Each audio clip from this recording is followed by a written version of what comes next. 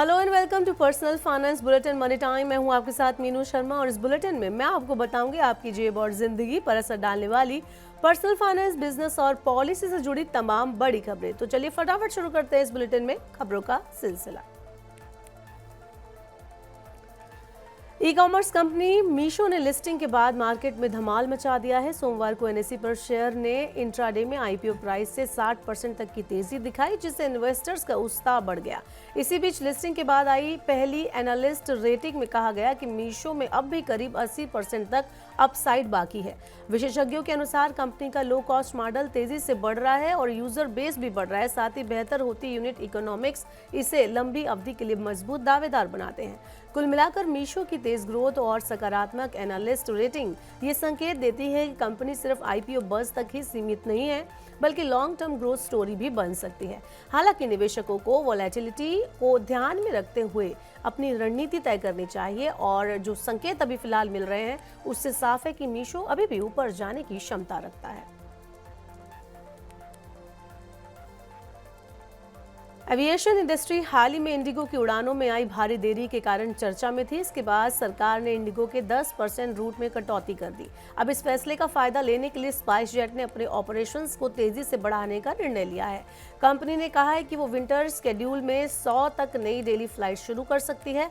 Spice jet के अनुसार कई प्रमुख रूट्स पर मांग तेजी से बढ़ रही है और कंपनी इसका पूरा फायदा उठाने के लिए तैयार है। स्पाइस जेट ने बताया कि विंटर स्केड्यूल में 100 नई फ्लाइट्स तक जोड़ी जा सकती हैं। ये बढ़ोतरी रूट लेवल पर बढ़ती डिमांड को ध्यान में रखकर की जा रही है।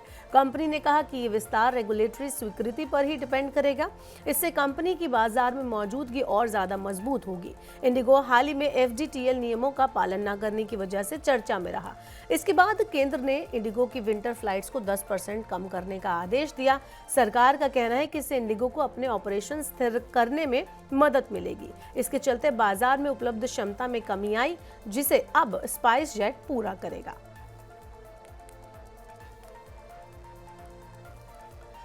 भारत में टेक सेक्टर का विस्तार तेजी से हो रहा है और इसी बीच दुनिया की ई कॉमर्स दिग्गज कंपनी अमेजॉन ने बड़ा निवेश के ऐलान को कर दिया है। कंपनी ने कहा है कि वो 2030 तक भारत में $35 अरब से ज्यादा का निवेश करेगी। इस निवेश का मकसद एआई क्षमता बढ़ाना, एक्सपोर्ट्स को मजबूत करना और छोटे कारोबारियों को सपोर्ट देना है।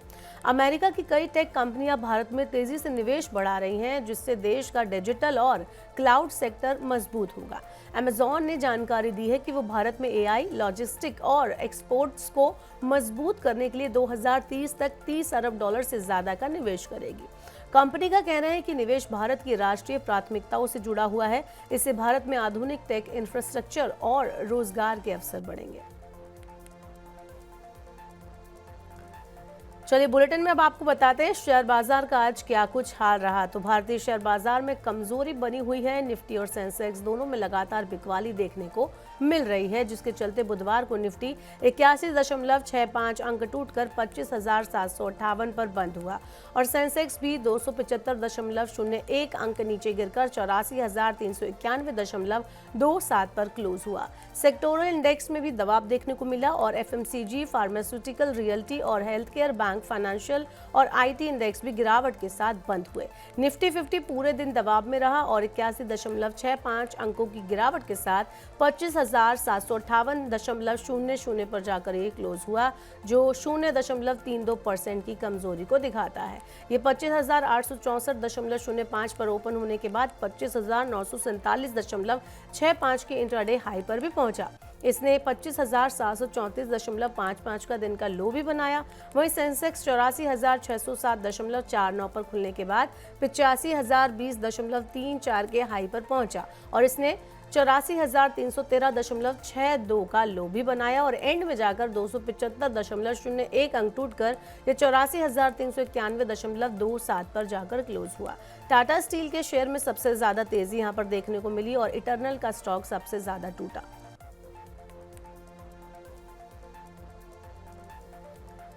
चलिए शेयर बाजार के बाद देखते हैं सोने चांदी का क्या कुछ हाल रहा। तो सोने चांदी में बीते 2 दिनों से लगातार उतार चढ़ाव का दौर देखने को मिल रहा है। इसकी वजह यूएस फेड के रेट कटौती के घोषित होने वाले नतीजे हैं। फेड के फैसले से पहले बाजार में अटकलों का दौर है, वही निवेशक सतर्क हैं। यही वजह है कि लोग फूंक फूंक कर कदम रख रहे हैं, जिसका असर 10 दिसंबर बुधवार को बुलियन बाजार में देखने को मिला।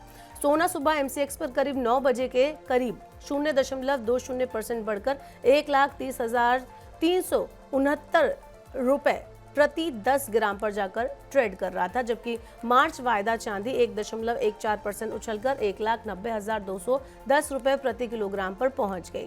सोने और चांदी की कीमतों में तेजी देखने को मिली क्योंकि निवेशक यूएस फेड की नीति घोषणा से पहले काफी ज्यादा सतर्क दिखे।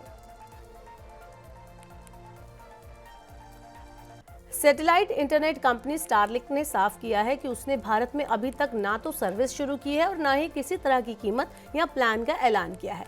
दरअसल सोमवार को वेबसाइट पर कुछ देर के लिए एक टेस्ट डेटा दिखाई दिया था, जिसने सोशल मीडिया पर हलचल मचा दी। उस पेज में भारत के लिए मासिक प्लान और हार्डवेयर कीमत दिखाई दे रही थी। बाद में कंपनी ने बताया कि जानकारी गलती से दिखाई पड़ी थी और इसका असली दाम से कोई भी संबंध नहीं है। फिलहाल स्टारलिंक भारत में सर्विस शुरू करने के लिए सरकारी मंजूरी का इंतजार कर रही है। सोमवार को स्टारलिंक साइट पर कुछ देर के लिए एक रेजिडेंशियल प्लान दिखाई दिया, जिसमें 8.50 हजार रुपए मासिक और 34,000 रुपए हार्डवेयर कीमत दिखाई गई थी। इसमें अनलिमिटेड डेटा, 30 दिन की ट्रायल अवधि और प्लग एंड प्ले सेटअप जैसी जानकारी शामिल थी। ये अपडेट देखते ही सोशल मीडिया पर चर्चा शुरू हो गई, लेकिन फिलहाल कंपनी ने इसे खारिज किया है। आपकी रसोई में टमाटर का इस्तेमाल तो जरूर होता होगा, लेकिन अब ये टमाटर आपकी जेब पर महंगा पड़ता हुआ दिखाई दे रहा है। देश भर में टमाटर की कीमतें एक बार फिर उछाल पर हैं। इसकी कीमतों में हो रहे बेतहाशा इजाफे से आम आदमी का बजट गड़बड़ा गया है। डिपार्टमेंट ऑफ कंज्यूमर अफेयर्स के मुताबिक टमाटर का रिटेल प्राइस पिछले एक महीने में 26% बढ़ गया।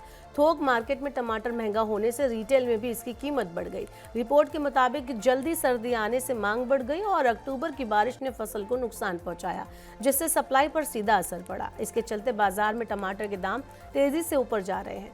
जानकारों के मुताबिक रिटेल दाम कुछ हफ्तों तक ऊंचे ही रहेंगे। प्रोडक्शन फिलहाल दबाव में है, जिसके चलते प्रमुख शहरों में प्रीमियम टमाटर 60 से 70 रुपए प्रति किलो तक बिक रहे हैं।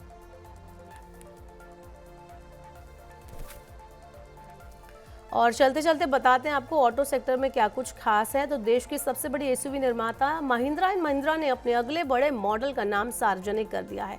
कंपनी ने प्रीमियम एसयूवी सेगमेंट में उतरने वाली नई कार को XUV 7XO नाम दिया है, जिसे XUV 700 का अगला चरण यानी अगला लेवल माना जा रहा है। खास बात यहाँ पर यह है कि XUV 700 ने महज 4 साल में 3 लाख से ज्यादा ग्राहक बना लिए हैं और अब उम्मीद की जा रही है कि नया मॉडल इस सफलता को और आगे ले जाएगा। महिंद्रा ने XUV 7XO की ग्लोबल प्रीमियर तारीख भी तय कर दी है। ये मॉडल 5 जनवरी 2026 को पहली बार दुनिया के सामने पेश किया जाएगा। कंपनी का कहना है कि कार डिजाइन, टेक्निक, कंफर्ट और परफॉर्मेंस के मामले में XUV 700 से कहीं ज्यादा आगे है।